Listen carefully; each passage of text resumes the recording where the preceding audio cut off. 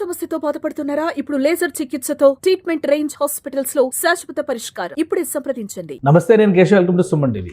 కూటమి నాయకుల మధ్య సమన్వయం ఎలా ఉంది? జనసేన టీడీపీ శ్రేణుల మధ్య ప్రధానంగా ప్రతి సందర్భంలో ఎక్కడో దగ్గర ఏదో ఒక విషయంలో పొరపచ్చాలు వస్తున్నాయనేటువంటి ప్రచారంలో నిజమెంత? ముఖ్యంగా ఎమ్మెల్యేలుగా ప్రాతినిధ్యం వహిస్తున్నటువంటి జనసేన నేతల్లో కూడా కొంత అసంతృప్తి ఉంది. జనసేన ఎమ్మెల్యే కంటే కూడా తెలుగుదేశం నాయకులే బలంగా ఉన్నటువంటి ప్రచారంలో నిజమెంత? ఈ అంశాన్ని విశ్లేషించే ప్రయత్నం చేద్దాం. మనతో పాటు అనలిస్ట్ చంద్ర శ్రీనివాస్ గారు. నమస్కారం. నమస్కారం అండి. పిఠాపురంలో సభ తర్వాత చాలా చర్చ జరిగింది. అలానే అసెంబ్లీలో సాంస్కృతిక కార్యక్రమాల తర్వాత ఆ చర్చ అక్కడితో ముగిసిపోయింది. మళ్ళీ రోజుకు ఒక టర్న్అవుట్ అనమాట. ఈ ఎమ్మెల్యేలు అందరూ అసంతృప్తిగా ఉన్నారు. కూటమిలో నాయకత్వం మధ్య మళ్ళీ భేదాభిప్రాయాలు వస్తున్నాయి. ఈ ప్రచారాలు పదే పదే సోషల్ మీడియాలో కనిపిస్తూ ఉన్నాయి. ఏంటి కారణం? ఏంటి? నిజంగా అలాంటి పరిస్థితులు ఏమైనా ఉన్నాయా? అవి స్పష్టంగా కనపడుతున్నాయి. ఎందుకంటే లేవో అనుకున్నాం. మీరు అన్నట్టు కూటమి ప్లేనరీ అయిన తర్వాత సాంస్కృతిక కార్యక్రమాలు చూస్తే నవ్వులు ఇది చక్కగా ఉంది, కూటమి సఖ్యతగా ఉందని అనిపించింది. కట్ చేస్తే మీరు పిఠాపురంలో వర్మ అనుచరులంతా కూడా అక్కడ ఇన్ఛార్జి మీద దాడి చేయటం, ఇది ఏ విధంగా సంకేతం? అంటే ఇప్పుడు చంద్రబాబు నాయుడు గారు, లోకేష్ గారు తలుచుకుంటే వర్మ గారిని కంట్రోల్ చేయలేరా? ఇప్పుడు ఒక పార్టీ అధినేతగా పవన్ కళ్యాణ్ గారు ఉన్నారు, పిఠాపురాన్ని లీడ్ చేస్తాడు. డిప్యూటీ సీఎంగా ఈరోజు ప్రభుత్వ అధికారులు వచ్చేట్టు చేయగలిగారు. మరి వర్మ గారి యొక్క మనుషులు అక్కడ ఉన్న అధికార పార్టీ ఎమ్మెల్యే డిప్యూటీ సీఎం ఆయన పెట్టిన ఇన్ఛార్జ్ మీద దాడి చేయడానికి ఇది అవుతున్నారంటే ఇది అవతల వైసీపీకి అవకాశం ఇచ్చినట్టుగా. మీకు ఖాళీగా ఉంది సీటు ఇక్కడ చర్చ ఇంకోటి ఏమొస్తుందంటే, ప్రారంభించింది మీరేగా అంటున్నారు. సభలో ఆ మాటలు మాట్లాడకుండా ఉండుంటే పిఠాపురంలో క్షేత్రస్థాయిలో అసలు చిచ్చు ఉండేది కాదు. నాగబాబు గారు ఆ మాటలు అనేసి వెళ్ళిపోయారు.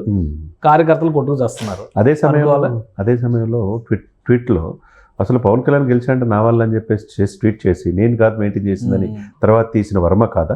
అవును. అదే ఒకటే. ఇప్పుడు నాయకులు ఎప్పుడు కూడా సమన్వయం, సంయమనం పాటిస్తూ వెళ్ళాలి. అవును.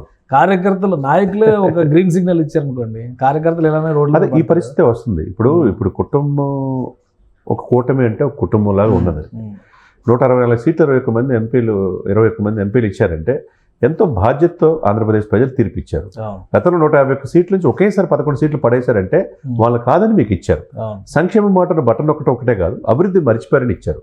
ఇప్పుడు రోడ్లు కనపడుతున్నాయి, అన్ని పనులు జరుగుతున్నాయి అనే ఇదితో ప్రజల్లో ఉండి ఈ సమయంలో మీరు 6 గ్యారెంటీల ద్వారా అనేక వాగ్దానాలు వచ్చే క్రమంలో ప్రాధాన్యత క్రమం అధికార పార్టీ కాన్స్టిట్యున్సీకి ఎమ్మెల్యే ఎవరైతే ఉన్నారో వాళ్ళకి ఫ్రీ హ్యాండ్ ఇవ్వాలి.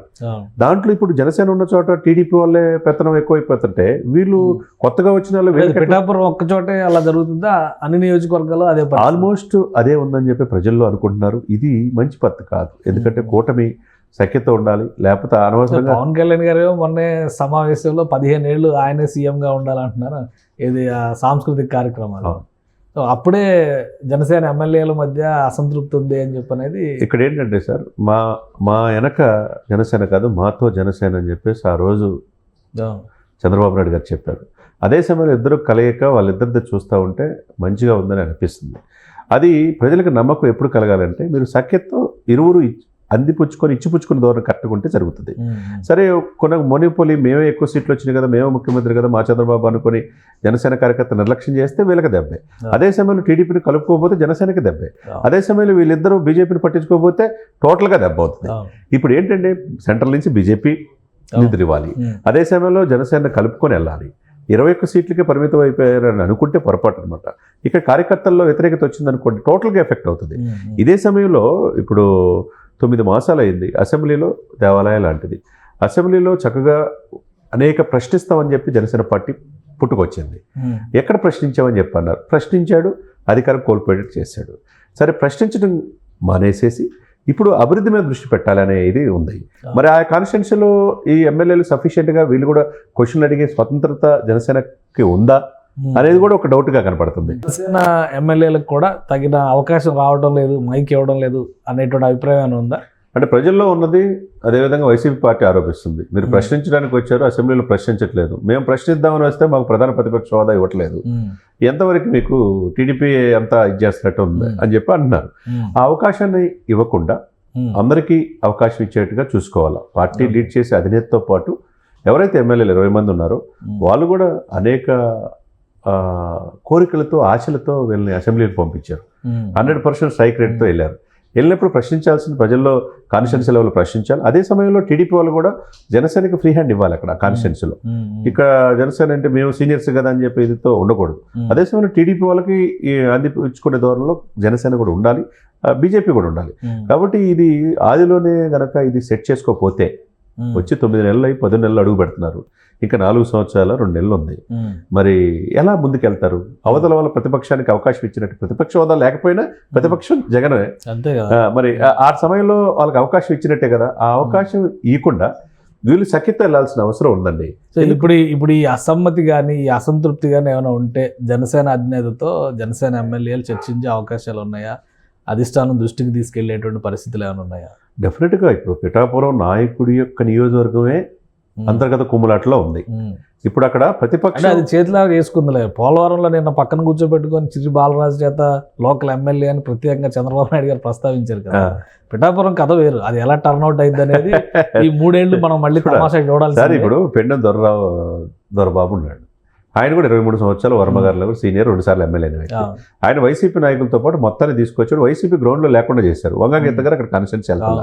ఇదే సమయంలో స్వపక్షంలో విపక్షం లాగా టీడీపీ వాళ్ళే జనసేన కార్యకర్తల్ని, జనసేన ఇన్ఛార్జీల్ని బెదిరించి భౌతిక దాడులు దిగి వాళ్ళు సెట్ చేసుకుంటారండి. 20 నియోజకవర్గాల సంగతి మాట్లాడండి, వదిలేయండి.